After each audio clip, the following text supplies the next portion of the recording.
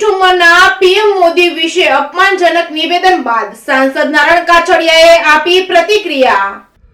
આજે અમરેલીની અંદર કોંગ્રેસનું સંમેલન હતું ત્યારે એની અંદર વિરજીભાઈ ઠુમ્મરે એવું કીધું કે આ દેશના વડાપ્રધાન નરેન્દ્ર મોદી દલાલ છે।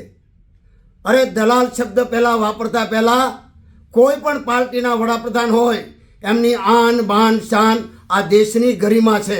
આ વિરજીભાઈને પહેલાં તો પોતાને ખબર હોવી જોઈએ।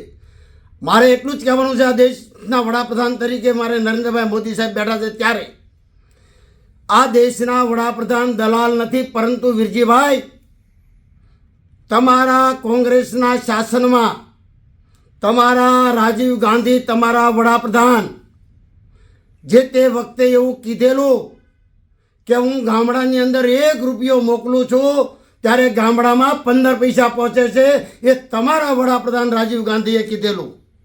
ત્યારે આજે નરેન્દ્ર મોદી સાહેબના શાસનમાં 50 કરોડથી વધારે જનધન એકાઉન્ટ ખોલ્યા છે આ દેશની અંદર, અને ડાયરેક્ટ ડીબીટીના માધ્યમથી ડાયરેક્ટ બેનિફિટ ટ્રાન્સફર લોકોના એકાઉન્ટમાં ગુજરાત સરકાર હોય કે કેન્દ્રની સરકાર હોય કે કોઈ પણ સ્ટેટની ગવર્મેન્ટ હોય, ડાયરેક્ટ બેનિફિટ ટ્રાન્સફરથી દરેક લાભાર્થીઓના એકાઉન્ટમાં 1 રૂપિયો આજે જાય છે, નરેન્દ્રભાઈ મોદીજીના શાસનમાં જાય છે। ત્યારે મારે આપને જણાવવાનું થાય છે કે દલાલો હોય એમને દલાલ દેખાય, ચોર હોય એમને ચોર દેખાય।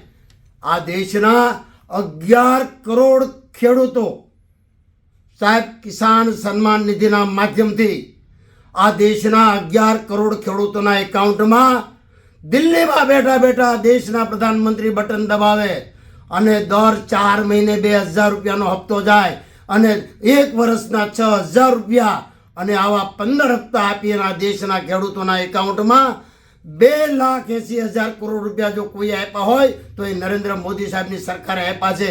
સાહેબ આજે તમારી સરકારને આજે પણ લોકો નથી ભૂલ્યા।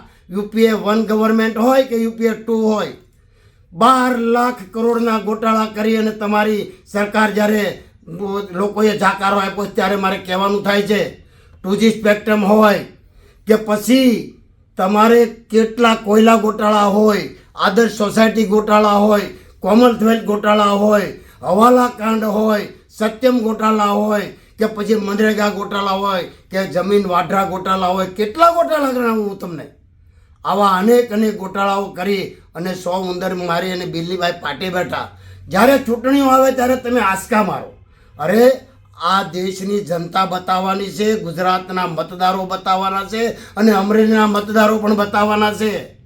તમારે કોંગ્રેસના ઘોડા દોડાવવાનો એટલે દોડાવી લેજો, બાકી આ દેશમાં 3જી વખત વડાપ્રધાન તરીકે નરેન્દ્ર મોદી સાહેબ બેસે છે અને 400થી વધારે સીટો લઈ અને લોકસભામાં પાછા વડાપ્રધાન તરીકે નરેન્દ્રભાઈ મોદી સાહેબ કેન્દ્રમાં બેસવાના છે। એમાં કોઈ મિનમેક નથી। જ્યારે આ દેશની ગરીબ જનતાને, ખેડૂતોનું, આ દેશની રક્ષા માટે, જવાનોની રક્ષા માટે જે કામ કરી રહ્યા છે ને, ત્યારે આ દેશ અને દુનિયાના લોકો જોવે છે કે મોદી સાહેબ અત્યારે શું આ દેશ માટે કરી રહ્યા છે। ત્યારે આપને આવનારો સમય બતાવશે 2024નો। હવે વાર નથી, 3 મહિનાની વાર છે। બધું જ આપણે મેદાને જંગે ખેલી લેવાનું છે અને આપણે એલાને જંગ શરૂ કરવાનો છે। વિરજીભાઈ બહુ ખૂબ ખૂબ ધન્યવાદ। અસ્તો વંદે માતરમ, ભારત માતા કી જય।